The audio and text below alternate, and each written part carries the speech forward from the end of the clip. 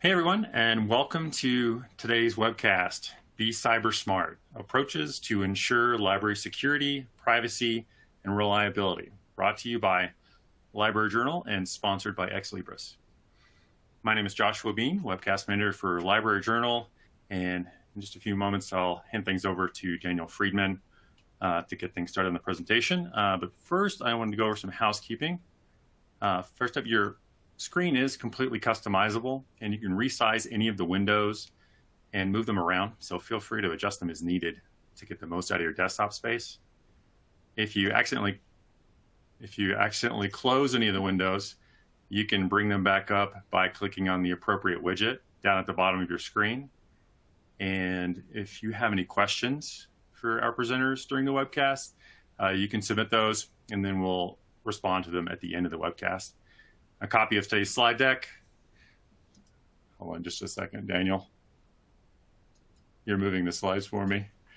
All right, so a copy of today's slide deck is available in the resource list window, and you'll be able to download your continuing education certificate from the certification window once you've met the viewing requirements. If you want to tweet us about this event, you can tweet us at Library Journal with the hashtag LJXLibris. And if you have any technical difficulties, you can click on the help widget where you can find the system requirements and FAQs. All right, hold on one second, Daniel. All right, so I would like to introduce our presenter today, Daniel Friedman, who's a Privacy and Regulation Officer and Data Protection Officer for Ex Libris. So now I'm going to hand things over to Daniel, and you can drive away with the slides. So, all right. Thank you, Josh. I really wasn't touching anything. I wanted to show you my hands. They were free. Okay. Anyway, thank you, everybody, for joining us. Good morning, good evening, good afternoon. I don't know where everybody is located, but wherever you are, thank you for joining us. As Josh was saying, we're going to be discussing our approaches to ensure security, privacy, and reliability. This is really our approach. This is Ex Libris' approach. So we're going to really be discussing what we are doing.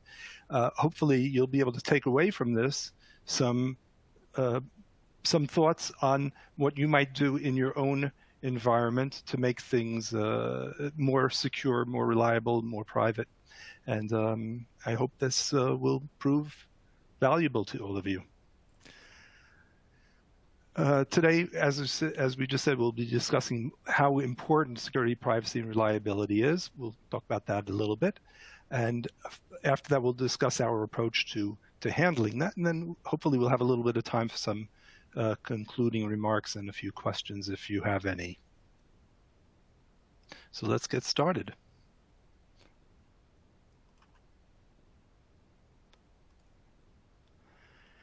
The importance of security, reliability. That's our topic. There is a tremendous amount of information that's out in the internet right now. There's an explosion, really, of information that's out there. Data is very fragmented. I'm sure that you're finding it in your own environments. The data is fragmented over thousands of applications and data stores and SaaS providers. It's incredible digital growth. According to a recent Times Magazine article in 2021, there was a little over 1 trillion megabytes of data that's created every day. That's an incredible amount of data that's being created every day. It's 1.7 megabytes of data, 1.7 megabytes of data generated every second per person on the internet. That's also, I mean, that's on the average, obviously. Some people are not generating very much and some are generating a lot, but this is a tremendous amount of data that's being generated. Supposedly there are 3 million emails being sent every second, 67% of which are spam, but this is an amazing amount of information that's traveling through the internet on a daily basis, or second by second. All of this information is becoming more transparent, more exposed to the world. A great deal of it is available to everybody. Most of it is probably available to everybody, but there's quite a bit that we do want to keep private, that different companies may want to keep private, and certainly that Ex Libris would want to keep private, and just provide access to our customers or to specific people based on their need. So we are protecting the data from unauthorized access, and as most companies are. And that is what this discussion is about. There is really protecting this data, making sure that the data that needs to be kept private is kept private. The data that's sensitive data is certainly protected adequately. And it may not, there's all different categories of sensitive data. Your data may be just personal data. It may be financial data or health data. There's property rights that's associated with a lot of the information that's provided by our customers, that our customers put into their applications. So all of this needs to be protected, and that's what this discussion is really about. This is sort of a tongue-in-cheek representation. You can see a tablet from 2,700 years ago and a tablet today. 2,700 years ago, one of the biggest libraries in the world, there was the Alexandria Library. It was a very large library, but there was also the Assyrian Library with about 30,000 cuneiform tablets at the time. And that was considered very, very large. Now a single tablet will have access to 50 million books in Amazon. You can see here 170 million items in the Library of Congress. There are about 30 trillion web pages that Google searches on per month, and doing 100 billion searches on those web pages every month. So that's an incredible amount of information that's passing through the internet, and obviously much of it has to be protected. So where does Ex Libris stand in all of this? You can see a lot of numbers here. This gives you an idea of how large our company is, and where we're located and things like that. But two of the numbers that I sort of want to draw your attention to, those are the two there that are 2,200 plus. We get about 2,200 of our member institutions in our user groups. And we also have about 2,200, more than 2,200 customer ideas on the Ex Libris Ideas Exchange. That represents and reflects a tremendous amount of customer interest in our products, in what we're doing, in their libraries, obviously, and what we could do for them with their libraries. So I think that's, and that your being here tonight is also a reflection of your interest in this product and in the security that we can provide for your information.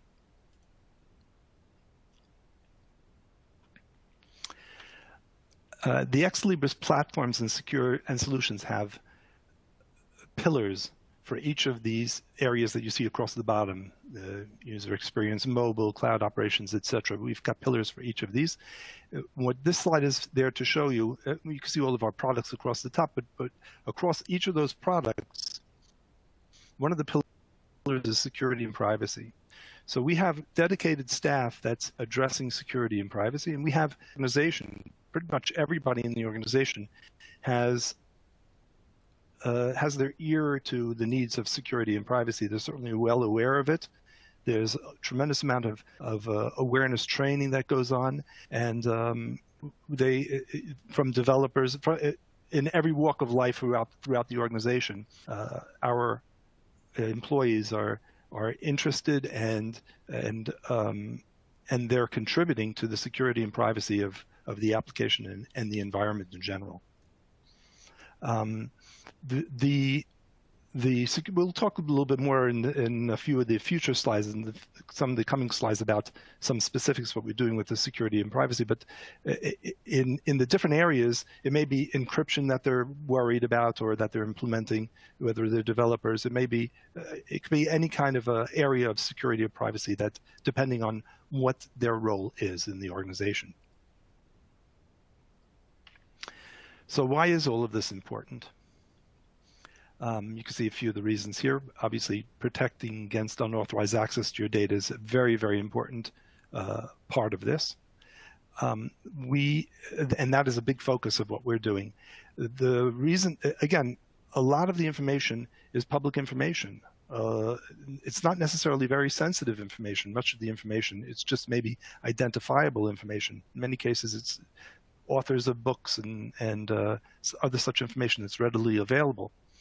But there is a good deal of information that does need to be protected, and we do work very, very hard at protecting the information. Again, we'll go into some of the efforts that we make to protect the information. And the reason we do it is the cybercrime is really on the rise. In 2021, there were ransomware attacks every 11 seconds occurring, every 11 seconds, costing roughly 20 billion euros. That's a tremendous amount of money that's going just for ransomware. The global cost of cybercrime was estimated at about 5.5 trillion euros in 2021. So there's obviously there's a lot to be protected from. There are a lot of bad actors out there, and we need to make sure that they do not have access to the information that to your data and to our systems. So what is our approach for doing this?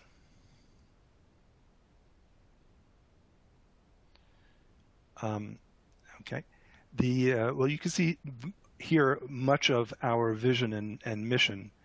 One sec, I'm sorry, I'm having a technical difficulty here. Obviously, we need to protect your information. We need to, what we do to protect your information is we guard it on with using a layered approach. We have safeguards using technology, using processes, using procedures, using all kinds of auditing and scans and things like that.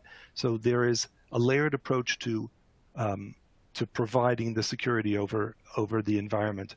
Obviously, we're monitoring everything that's going on, and we respond to alerts and to logging entries and to many things that come up with our hub, which we'll talk about also in a little bit. And we do try to use the latest technology for doing this. And a big focus of what we do is by using all of this input to our providing us with all this information about our own environment, whether it's through the scans or through auditors or through other means that we'll discuss. We're continuously trying to improve our environment and keep current with the latest and industry standard and industry best practice of providing security and privacy.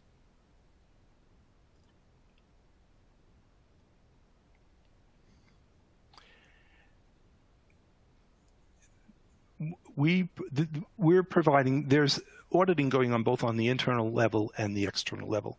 A good deal of the auditing is taking place internally. That would be through our developers. When they make any changes, it's reviewed by them, it's reviewed by us.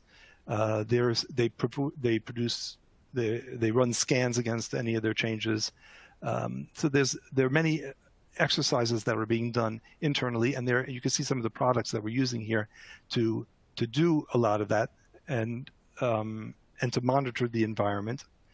In addition to that, there's, and perhaps even more importantly, there's external auditing going on. So the external auditing would be things like our penetration tests and risk assessments that are being provided by well-known independent external security companies. For example, you see here KPMG is very, very well known, one of the largest accounting and advisory firms in the world. They will do reviews and audits of specific processes, specific procedures, and they'll do reviews and audits of our entire environment under certain circumstances. They'll also assist us with some of our documentation, which we'll talk about in a little bit. And they will also provide some consulting services under certain circumstances. They're not necessarily where they're areas where they're auditing us. They're not providing consulting services. They're providing consulting services where we need some help with some specific things and how to keep them what is considered to be best practice.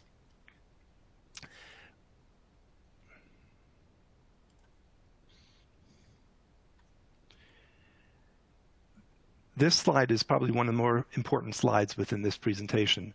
This slide really talks about what we have put in place to provide this security and privacy in our environment. A good deal of what we've put in place is our ISO certifications. Our ISO certifications started back in 2013, where we originally got ISO 27001 for our data centers, but then, as you see here, in 2015, it was expanded through the rest of Ex Libris. The 27001 provides a security framework for Ex Libris. It's more or less the baseline for a security framework. You can see that at the same time, our data centers were SSAE 16 certified. And we'll talk a little bit more about that also in a later slide.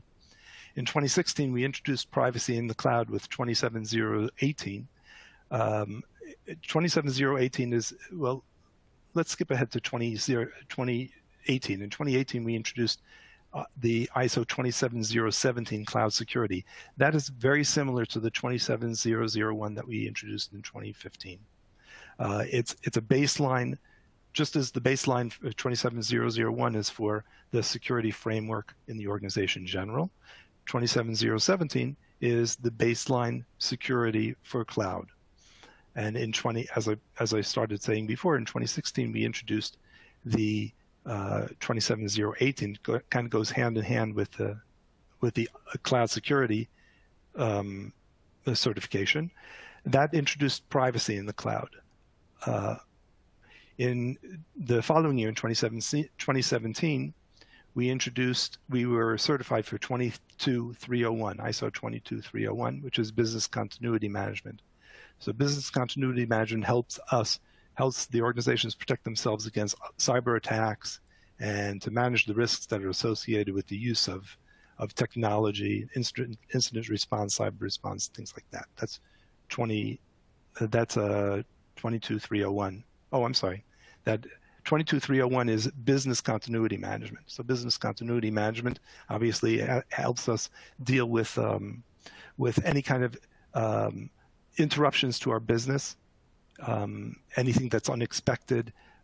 For instance, the COVID pandemic was one case where we implemented part of our business continuity management plan.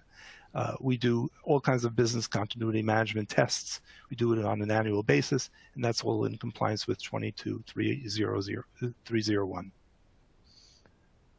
I already pointed out that in 2018, we were certified for ISO 27017 for the cloud security. But in addition to that, we worked on our GDPR, not certification, but on our compliance with GDPR. That was a major project. There is much that we've done to ensure that we are compliant with the regulation. And again, we'll talk about that a little bit more in a later slide. In 2019, again, FedRAMP we'll discuss in a later slide, but we introduced FedRAMP certification. And in 2020, we added several additional products to the FedRAMP certification. And as I said, we'll discuss that a little bit later on. Also in 2020, we introduced 27701, which is a privacy framework.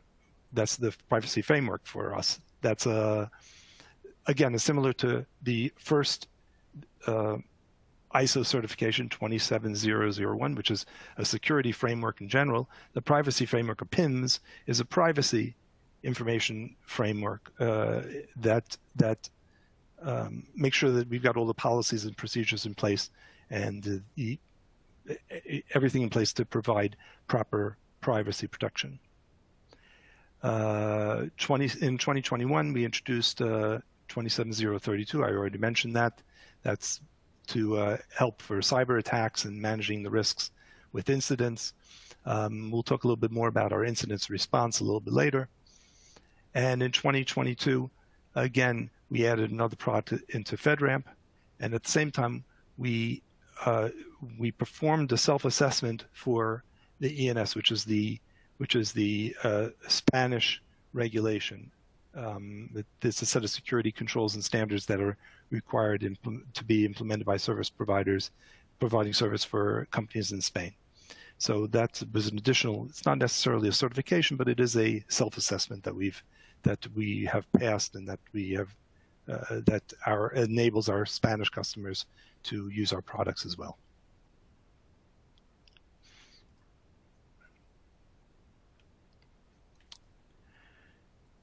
We have a security zone in our knowledge center that provides documentation. That's what you can see here. You can see the few of the links here for the Trust Center and the Security and the Knowledge Center. I think that we'll be putting those links into the chat if you want to take a look at them. In that security zone, we provide our documentation, our policies and procedures for each of these steps that you see here for change management, access control, etc. Through the ISO certification, we have implemented policies and procedures for all of these things, and they are checked, audited, made sure that we're being compliant with them, and we do this both internally and also through our auditors. They ensure that all of this is in place. In addition to that, we have we've added a GRC tool through ServiceNow. The GRC provides us, it does risk, it allows us to do risk assessments in particular. We identify our risks through this tool, and we indicate what needs to be done in order to address the risk, and we track the progress of any of these changes that we talk about within the risk tool. So we really do keep on top of any of the risks, any of the findings that are identified through any of our scans, through any of our through the penetration testing, through any of the audits, through a lot of different sources. Those are added into this this GRC tool.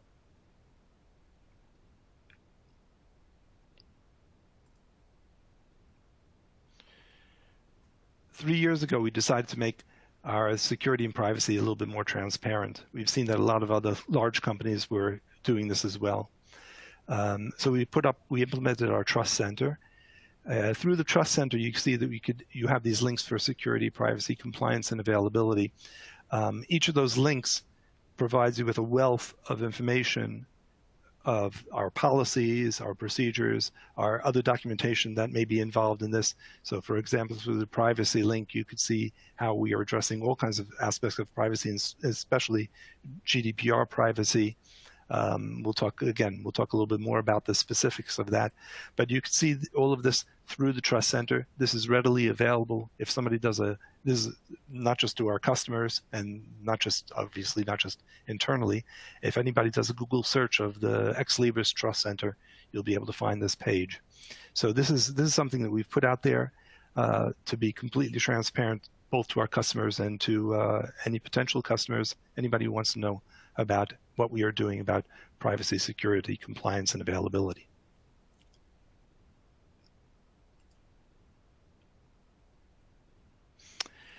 We have a security operations center, what we call our hub. It provides 24/7 coverage for any incidents, any events, any alerts. They're monitoring logs. They're doing all kinds of activities. It's covered. It's staffed, as I said, 24/7 with primary and secondary event management engineers who address anything that comes up. They have specific defined roles and responsibilities.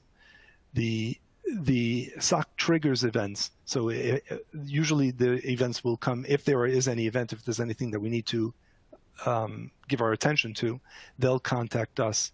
They'll set up a call on our bridge and ask us to join that call, and we'll start assessing the event. We have a defined escalation process that's based on the severity of any of the events that occur. And that escalation goes up to senior management if necessary through the CEO, and the CEO has been involved in many of the events, and just to keep them informed of them, whether they're serious events or not. We provide ongoing updates to our customers through our status page. if there's something that's affecting all of our customers. If there's something that is affecting specific customers, we let those customers know if their information may be exposed in some way or not. We'll be informing those customers. And when any problem, when any event is finished, then we provide we provide an RCA, a root cause analysis documentation that tells exactly what was discovered, what occurred, what the impact was, what we did to remediate it, lessons learned from it, etc. Of course, we have uptime reports that are also available through our trust center that anybody can access those reports and see how much of the time we've had outages or anything like that.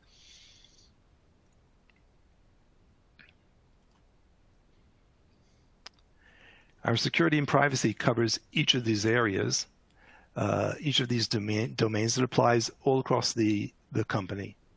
So these domains, there's nothing that we don't touch upon. As I mentioned earlier, pretty much every employee in the company has an awareness of the security and privacy and what their place is and what their role is in providing security and privacy. And that touches each of these areas, as you can see, whether it's the developers or it's the HR, support, sales, physical security. In each of these areas, we are involved in it. Our team is involved in this. We're certainly involved with the certifications, the ongoing certifications. We keep the policies and procedures up to date, and we make sure that they are followed and that they are relevant, that they apply, that they actually reflect what is being done in our environment. And we do testing of our disaster recovery plan, our business continuity plan. In each of these areas, you can see we are very, very much involved, and we are speaking with the people in these areas, and they contact us, we contact them, and we sign off on each other's work to make sure that all of the aspects of security and privacy are being followed.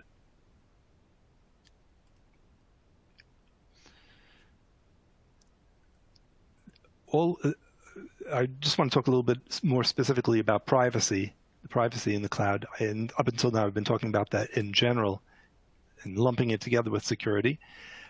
Specifically for privacy, we have a dedicated privacy regulation officer, a DPO. That would be me. We have, now not every organization has a requirement for a DPO, but as we felt that this is something that is very important, that we have a focal point for all of the privacy issues. Privacy by design throughout the product lifecycle really means that we get involved with any of the changes, with any new introductions of software or hardware for that matter. We are involved in it, making sure that privacy is being respected, not just privacy by design, but also privacy that the default settings reflect the privacy as much as possible. Sometimes that's not entirely possible, but we do it as much as we possibly can. We're involved, just as we've have an incident response for security, we have incident response for privacy, and it's part of the 24/7 SOC that we've talked about before.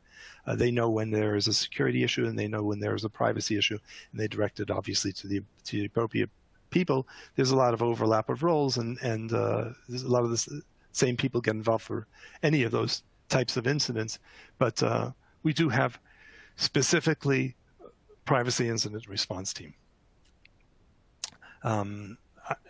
Encryption is obviously throughout, in many ways, it's being, our data is encrypted. It's encrypted in transit. Much of our information is encrypted at rest as well.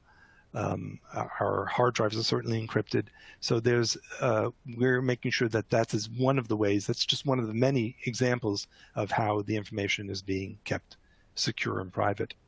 And we've already mentioned two of our ISO certifications that reflect privacy. That's 27018 is privacy in the cloud, and 27701 is the privacy information management system. That's similar to the baseline 27001 for the general information security management system. So these are really focused very, very much on privacy. So privacy, just as with security, we are addressing it in layers. We have a multi-layered protection approach for privacy as well, and it goes into each of these aspects, down to our customers' data and our own data, for that matter.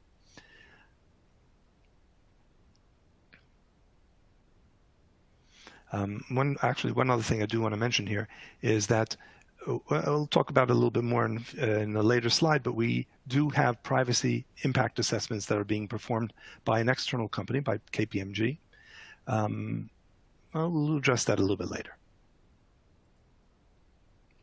There's another slide that talks about more or less the same thing, but basically what I want to point out here is that we have a process for each of these steps. There is a process, there's procedures that are involved for each of these steps that you see here. That's going throughout the organization. What you see on the bottom, the GDPR readiness, we have documents that address our data subject rights, that we talk about what the data subject rights are and how we address each of the data subject rights, how you can have access to your data, how you can have anything rectified if there are problems with your information, etc. We also, for GDPR, obviously, we have to publicize our sub-processor list that's readily available through our Trust Center. You can see who are our sub-processors, what information they're processing, where they stand, where they're positioned as far as processing information, whether it's providing a data center or whatever it is that may be doing, where they're doing this processing, etc. That's all documented in our sub-processor list. I mentioned before that our privacy impact assessments that are being performed by KPMG. We have privacy impact assessments for each of our products. Again, this may not be a necessary requirement. GDPR does talk about privacy impact assessments under specific circumstances, but we've decided to do them for all of our products, regardless of the circumstances, even though, for example, we don't have Article 9 data in our environment. Article 9 data is special categories of data, very particularly sensitive data. We just have, for the most part, we just have personally identifiable data, but the privacy impact assessment does take a look at exactly what kind of data we are processing, what kind of processing is taking place for the data, where it's taking place, and how this data is being protected. And that is being done, as I said, by KPMG, by a third party. What you don't see here, there's much more that's being done for GDPR readiness. Another example, for example, we have a document that addresses each of the GDPR articles, and it talks about exactly how we are compliant with each of the 99 articles in GDPR. So you can take a look at that also through the Trust Center and see exactly, if you're interested in how we are compliant with Article 30 or whatever, it talks about that. By the way, the privacy impact assessments do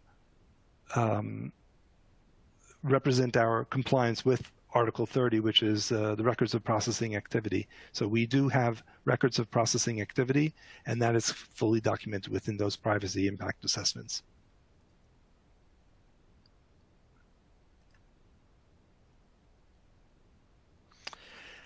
I mentioned in a previous slide that we have FedRAMP. I call this certification. Actually, it's called authorization. We have an authorization to operate within FedRAMP. So what is FedRAMP? FedRAMP is a program that was adopted by the federal government and allows agencies within the federal government to use our products.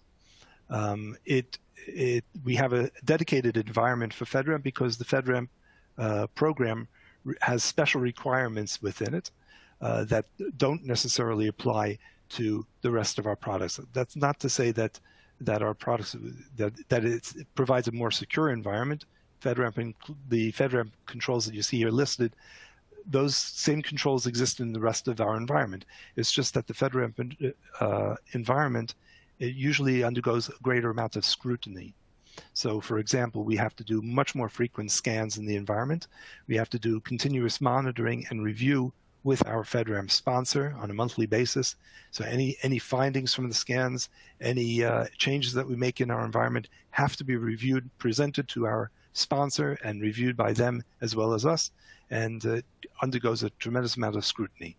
And that is why we have a separate environment for it, because it makes it a little bit more, a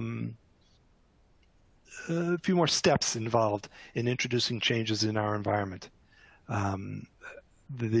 As I said, the FedRAMP program allows our federal customers to be able to use our products.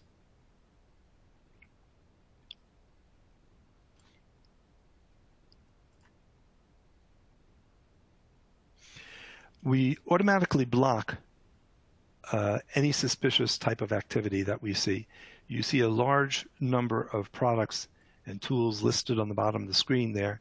We use each of those tools in various ways to do everything you see here: firewall protection and vulnerability protection, et cetera, et cetera.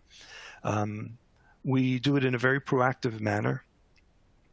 We do try to use the best of breed vendors and tools, and this is all to keep our environment secure. I don't need to go into what each of these tools do. I'm sure many of you are familiar with many of them. You know what Acunetics and Nessus, those are scan tools, and QRadar, it can be used for log aggregation and our SIM, our SOC. So a lot of these tools are very familiar to most of you. We're using all of these to the best extent that we can to make sure that our environment is protected.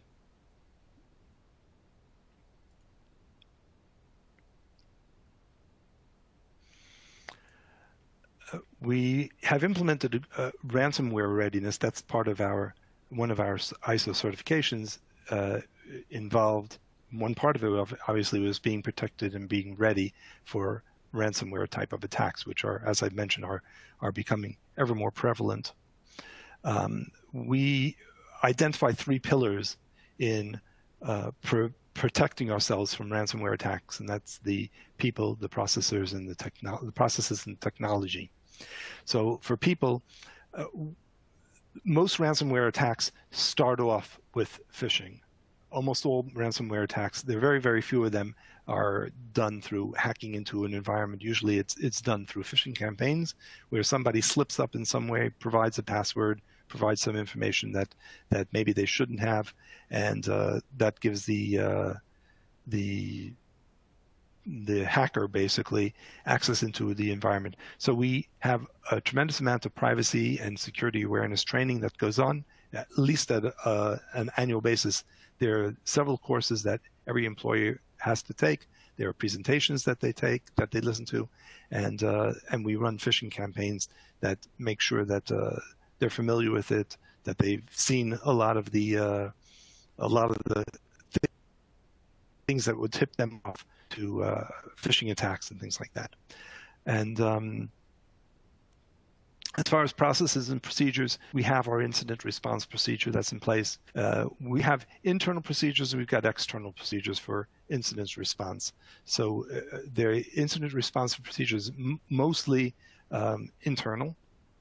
We have, I already mentioned that we have a team of people that get involved in it. We have the escalation procedures and everything like that. But in addition to that, we can bring in an external forensic company for incident response. We could also bring in an external company for negotiation, communication, to let anybody who's been affected by any incident, to let them know what's happened. We could bring them in for payment. So we have a procedure that's documented if it ever comes to having to make a ransomware payment, which we prefer not to do. Most companies have been advised not to make ransom. If it ever comes to that, then we do have a procedure that's involved, and we can bring in our external consultants to assist in that. Drills that take place at least annually. The drills are very, very realistic and very effective. and they document very clearly that we're ready for it, that the people who are involved in it know the procedure to documentation and start flipping through pages and say, okay, well, what do I do now? The drills really rehearse it with them and make sure that that procedures what to do and how to answer to any kind of ransomware attack. And our technological layer is all those tools that I mentioned before, all those companies and the best of breed companies that we've got for protecting our environment and for monitoring our environment. We have penetrations tests. I don't want to say we do our own penetration testing. We have an outside firm performing penetration tests in our environment. They may have, and those are addressed through our regular processes. And in addition, we have our own internal review of all of our existing controls to make sure that they are being followed and that we're doing everything correctly internally. So the external company, one other thing I want to mention, they are reviewing each step in this process, and at the end, we have another external company review the entire process. So we are really having a thorough review of our ransomware readiness. There's not much that I really need to discuss here. This is just an example of a project plan that we put in place for ransomware readiness. As you can see, it took about 1.5 years to implement the plan. That's because many of the processes and procedures were already in place prior to the implementation, of course. But anything that was missing was put into place. And you can see how we ran through all of these steps. And this was completed in the middle of the year last year, actually at the end of the first quarter last year, to make sure that we are completely ready for any kind of ransomware attacks. So just a few last remarks. This is a very interesting quote that we came across. I don't need to read this to you. You could all read this for yourselves. But you can see that the libraries, the information that's in a library is information that the library, generally speaking, wants to be sharing with the public. And it creates a very interesting dynamic, because you need to protect the information, yet it needs to be available, it needs to be transparent, it needs to be open to the public.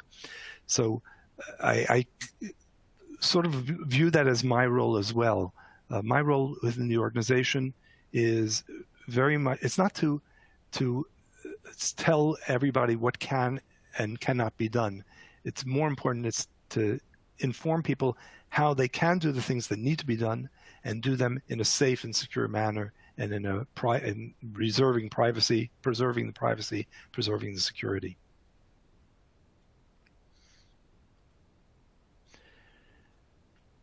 If you do want more information about any of the things that we discussed tonight, you see that we have privacy, security, and privacy white papers. Actually, that should be plural.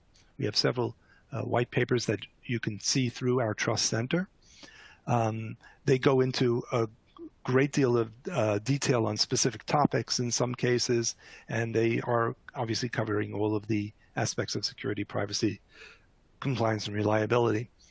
We've got a video about our 24/7 hub, and obviously at any time you can contact us with your questions.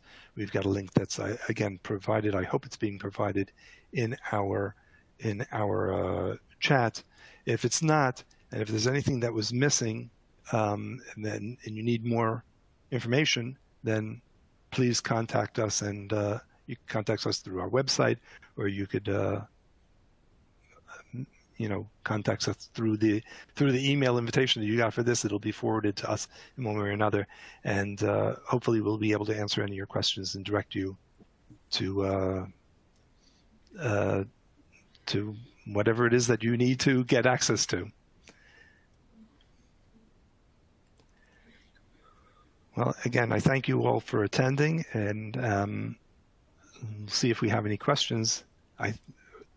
Josh or Scott, do you have Have we We do received have any some questions questions. from our? We do have some questions that have come in, Daniel, and thank you very much for your presentation. We'll get to as many questions as we can in the time allotted. And if Daniel is unable to answer any of your questions, just know that we do get a log of all the questions, and we can reach back out to you individually. First question is, Daniel, for you is, how do you know that the Ex Libris data centers are running with the proper level of security? That's a very good question. Thank you.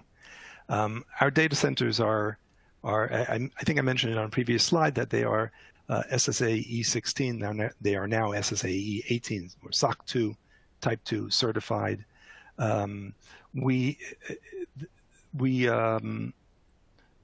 We do receive the external auditor's report for the data center, and it has an in-depth analysis of what they've seen in the data center, has the control objectives and the control activities, and all the other information related to the controls that are taking place in the data center. Those are the controls that we have in the data center are based on standard technologies. They follow the industry best practice, and that's all reviewed in those audits. So we monitor those reports, and we monitor the compliance with that in our data centers. Thank you for that question. Okay, the next question that we have is, how do you ensure that the security and privacy measures that you mentioned are in place and enforced? Very good question. Thank you. We have, as I mentioned, we have a multi-layered protection in place. So this is through monitoring and scanning and audits, risk assessments, penetration tests, etc. We have many tools in place and many procedures that are in place to make sure that at all times we are complying with our procedures and our policies, that everything is being done properly. And of course, the audits that are being conducted by the external agencies, and whether it's for the certifications that we have, the ISO certifications, or whether it's for the risk assessments or for the penetration tests, those are also collecting evidence and making sure that all of our privacy and security measures that we have are in place and that they're being enforced. Okay, another question that came in is, how can I find additional information on security and privacy? And I should just point out is that, with regards to the links that were presented in the presentation, if you go to you can download the presentation, and you can access those links through that presentation download. So going back to the question is, how can I find additional information on security and privacy from Ex Libris? Well, as Scott just mentioned, probably the best way is to go to those links, to go to our Trust Center. In our Trust Center, we have all of our privacy, or most of our policies and procedure documentation available. Obviously, some of the documentation is internal only, and we don't have it in our Trust Center, but most of it is available through the Trust Center. And as I said, there's a wealth of information that's available there. Probably the best step would be to peruse that. And if you still have any questions, of course, you could submit them to us. And we get questionnaires at all times from our customers with specific questions. And if we don't know the answers ourselves, we can easily reach out to the subject matter experts and check with them and find out the answers to your questions. Okay, thank you very much, Daniel. We've got some more questions that have come in. How prevalent, can you give a percentage, are cybersecurity issues in academic libraries these days? Oh, I wish I could. Our focus is really on our own systems. We don't really get reports. I haven't seen any reports from any of our customers saying that their library systems have been attacked, and that they've reported back to us that it's somehow connected to our products or something like that. So from our perspective, from what's been reported to me, there have been no attacks on library systems. I'm sure that there are attempts that are going on, but we do have a library consortia. We've got our user group, and you might be able to, through them, you might be able to, by speaking with other of our customers, you might be able to get a better idea of what they've experienced. Of course, many of the attacks that anybody has experienced, most of them are probably repelled. They're probably, they're probably the attacker doesn't get into the environment, so they normally wouldn't necessarily consider those to be a successful attack anyway. But again, from our perspective, I haven't heard of any attacks, and I don't know. I'm not a subject matter expert on what's happening in the internet in general as far as libraries are concerned.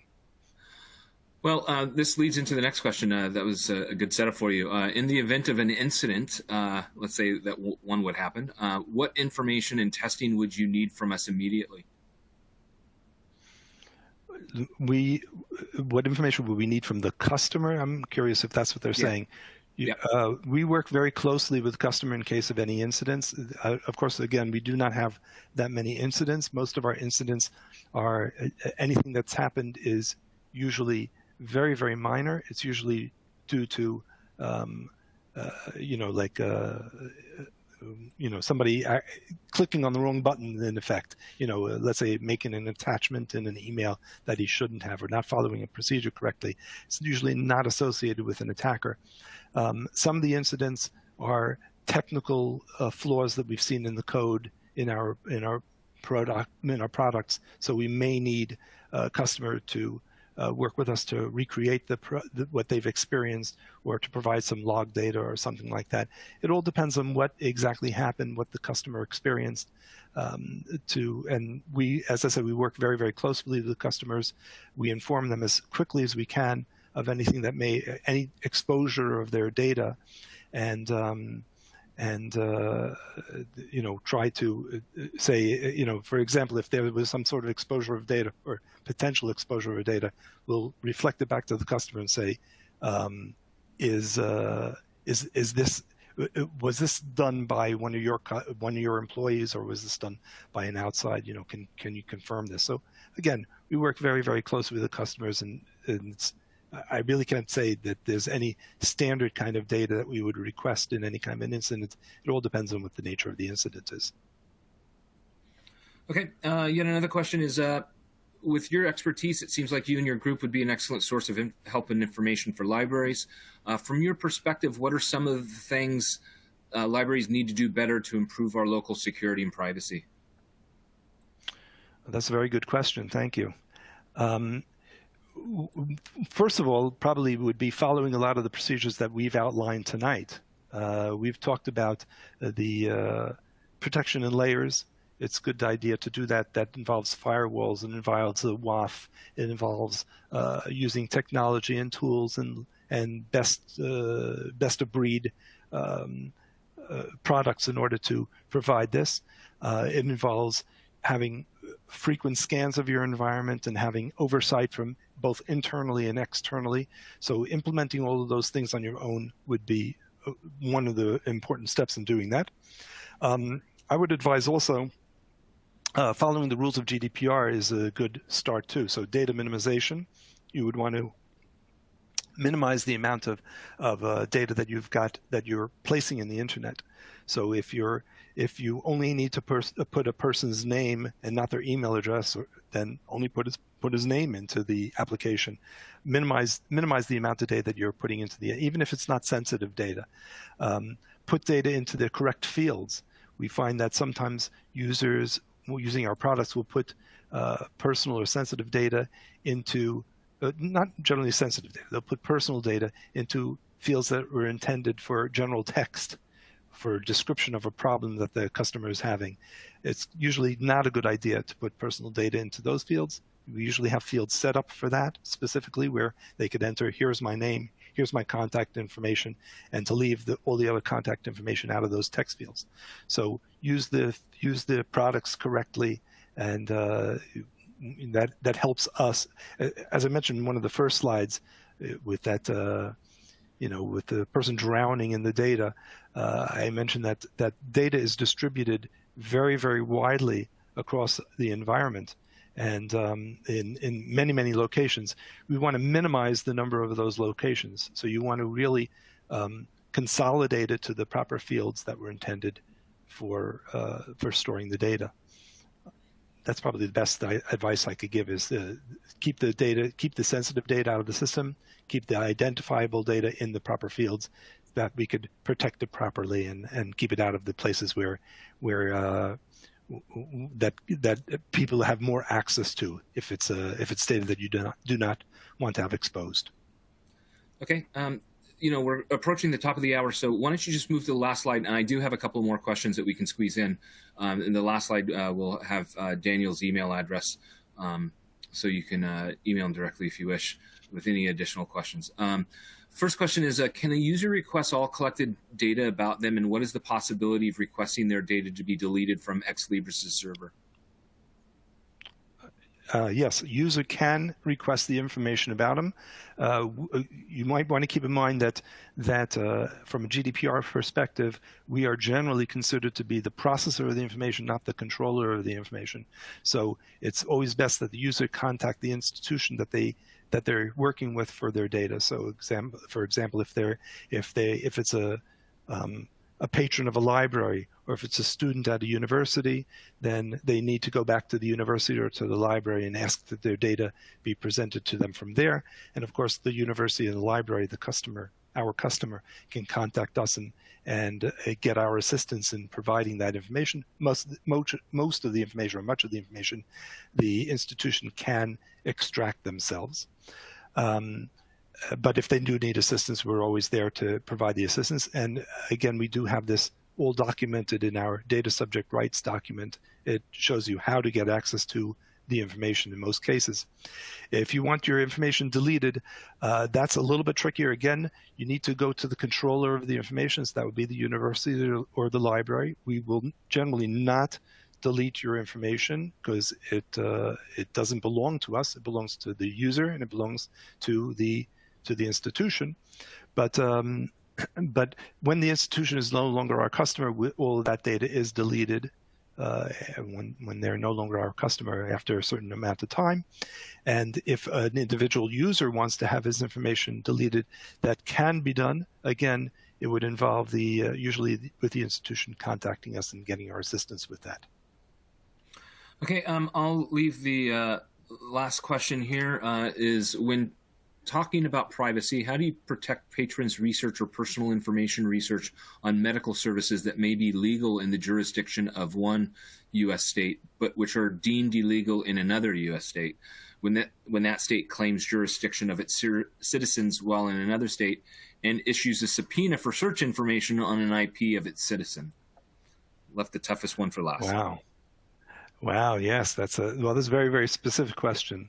Well, I mean, that's something that I wouldn't necessarily want to answer on my own. I would want to involve our legal staff for doing that. What you're talking about is where one legal jurisdiction is involved in asking for some information, another legal jurisdiction may say that they're not entitled to that information. We generally do try to work together with the legal authorities, whether it's a GDPR legal authorities in Europe, or whether it's in a state, wherever it may be. If there are subpoenas, we do need to respond to subpoenas, but we do challenge these. We don't provide the information as soon as they requested. Obviously, if we let the customer know that this information is being requested. And we ask the authorities why they want this information, and we try to get the permission to release the information if necessary. When you're dealing with health information, generally speaking, our systems do not contain health information. They usually contain much more simple information, just basically personally identifiable information. We do not advise our customers to include health information in the systems or other kinds of sensitive information that the systems weren't really created for. Okay, just take note, if you did ask a question and we didn't answer it, we do have that information. We're going to reach back out to you. But thank you very much, Daniel. And Josh, if you want to do some concluding remarks, that would be fantastic. All right, awesome. Thanks, Scott. And thanks, Daniel. That's a lot of information for people to consider. Yeah, and just a reminder that all those links are in the PowerPoint that you can download from the resource list window. So yeah, we want to thank everyone for attending today. Just a reminder that this webcast, just like all of our webcasts, are archived, so you can watch the on-demand versions if you're not able to watch live. And you can find those in the events and professional development section at libraryjournal.com. So yeah, thanks again, everybody, and we'll see you next time.